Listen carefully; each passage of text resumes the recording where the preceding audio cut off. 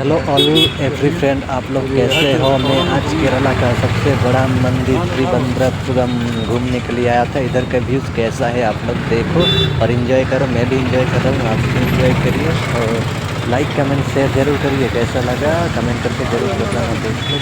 मैं अभी त्रिवेंद्रपुरम बड़ा मंदिर आया हूँ घूमने के लिए। কি খাইবা এখান থেকে খাও, আমি একটু আইতেছি। চাচা, এই জায়গায় যে একটা মায়া ছিল, কই আছে? তুমি এখানে আইছো কেন?